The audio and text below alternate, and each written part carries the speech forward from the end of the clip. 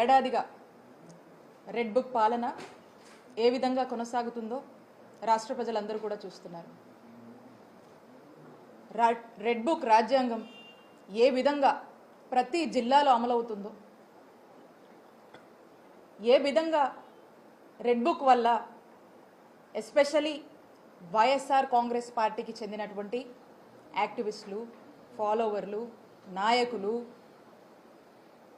X ఎమ్మెల్యేలు, X ministers, అక్కడి నుంచి సామాన్య కార్యకర్త వరకు కూడా ఏ విధంగా అక్రమ కేసులకు, అలాగే ఇల్లీగల్ అరెస్టులు, ఏ విధంగా జైళ్ళల్లో పెట్టి ఇబ్బందులు పెడుతున్నారనేటువంటి విషయం రాష్ట్ర ప్రజలందరూ కూడా ఈ ఏడాదిగా చూస్తూనే ఉన్నారు.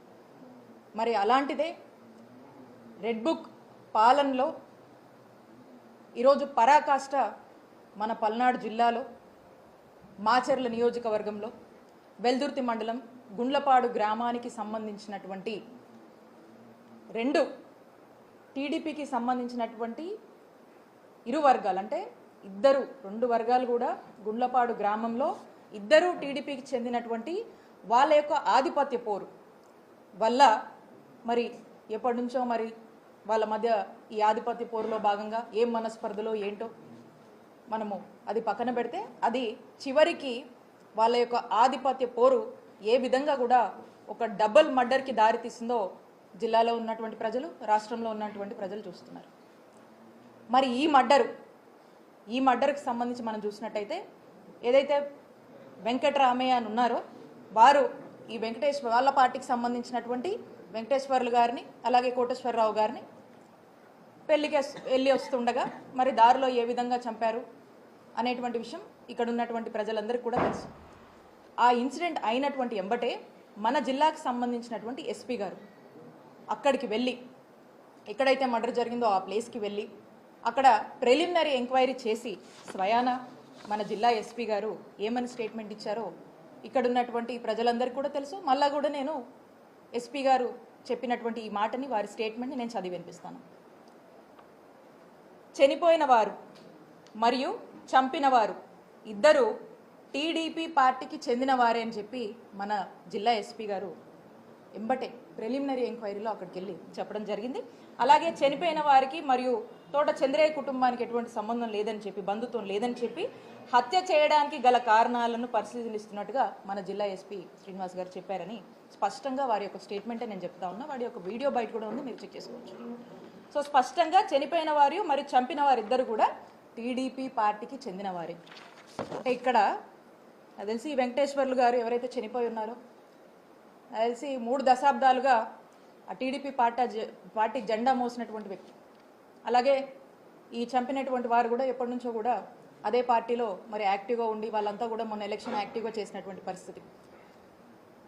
మరి వీళ్ళు వాళ్ళ యొక్క ఆధిపత్య పోరులో భాగంగా హత్య దాకా వెళ్ళి దీన్ని ఏ మాత్రం కూడా సంబంధం లేనటువంటి పిన్నెల్లి రామకృష్ణారెడ్డి గారికి, వాళ్ళ బ్రదర్ పిన్నెల్లి వెంకటరామరెడ్డి గారిని మరి ఇందులో వాళ్ళకి సంబంధం ఉందని ఈ కేసులో వాళ్ళని చేర్చడం, వాళ్ళ పేర్లు ఎఫ్ఐఆర్లో నమోదు చేయడం అనేది ఎంత దారుణమో ఒకసారి చూడండి.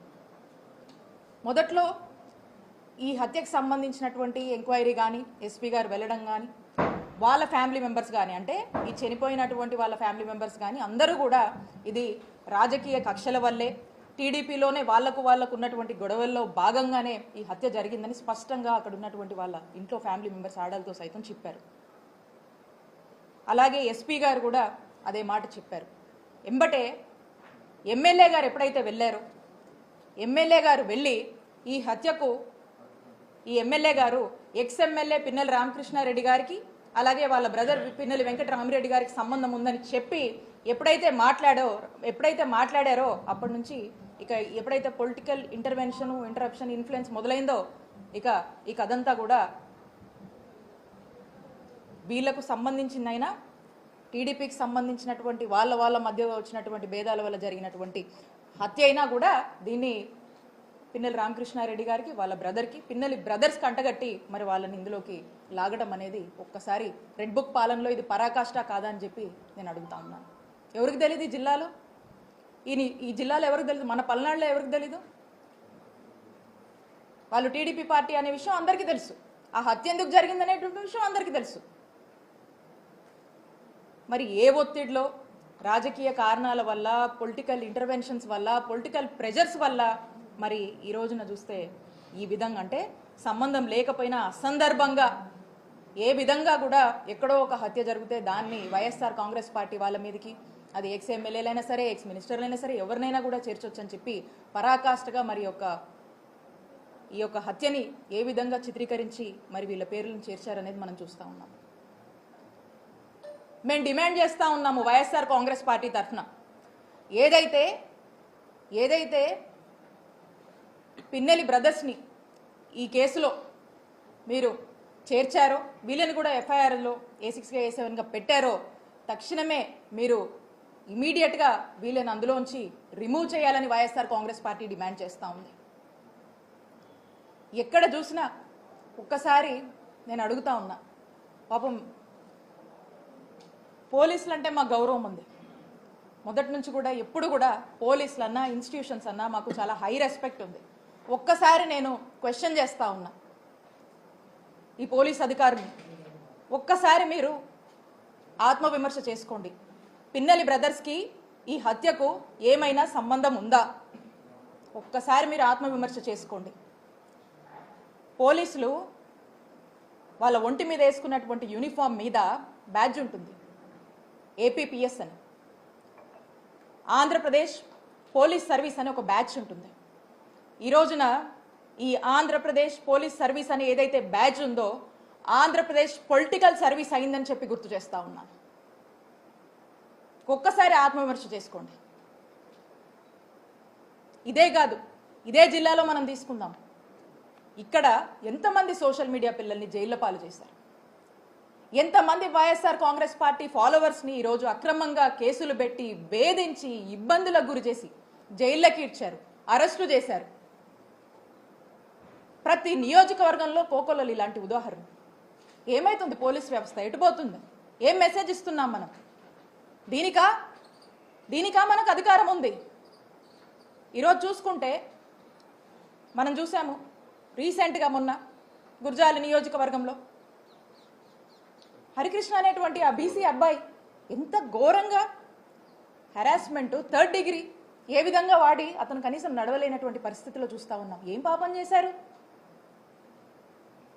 అలా ఏ నియోజకవర్గంలో మనం చూసినా కూడా ఇబ్బందులే. అంతెందుకు, మన నరసరావుపేట నియోజకవర్గంలోనే గోపిరెడ్డి గారి మీద ఎన్ని అక్రమ కేసులు కట్టారు. మా చిల్లూరుపేట నియోజకవర్గంలో నన్ను ఏ విధంగా వేధించారు రీసెంట్గా కూడా మీరు చూశారు. పోలీసులు ఒక లెవెల్కి మించి వాళ్ళ మరి ఎవరి మెప్పుల కోసమో ఏంటో కానీ ఒక స్థాయికి మించి వాళ్ళ ఉద్యోగంలో ఏదైతే వాళ్ళ ఒక డిసిప్లిన్స్తో, ఒక రెస్పాన్సిబిలిటీస్తో ఏదైతే కొన్ని ఓట్స్ వస్తున్నాయో అవన్నీ కూడా పక్కన పెట్టి ఈ పొలిటికల్ మెప్పుల కోసము ఏ విధంగా పనిచేస్తున్నారు అనేది మనం చూస్తూ ఉన్నాం.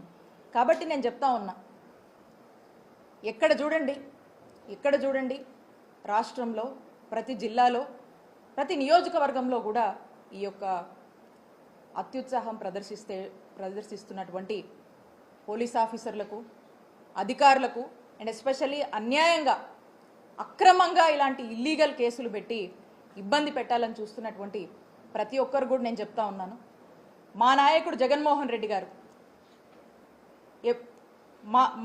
మా జగనన్న ప్రభుత్వంలో ఏదైతే అంబేద్కర్ గారు రాజ్యాంగం ఇచ్చినటువంటి స్ఫూర్తితో చక్కగా ఇలాంటి ఏ రాజకీయ కక్షలు లేకుండా, ఇలాంటి ఒక కక్ష పాలన అనేది పక్కన పెట్టి పార్టీలు కూడా చూడకుండా చక్కటి ప్రజాసేవ, ప్రజలందరూ అన్ని వర్గాల వాళ్ళు మెచ్చేటువంటి ఒక ప్రజాపాలన, ప్రజాసేవని, ఒక గుడ్ గవర్నెన్స్ని ఇచ్చినటువంటి నాయకత్వం జగన్మోహన్ రెడ్డి గారు వహించారు ఈ రాష్ట్రంలో.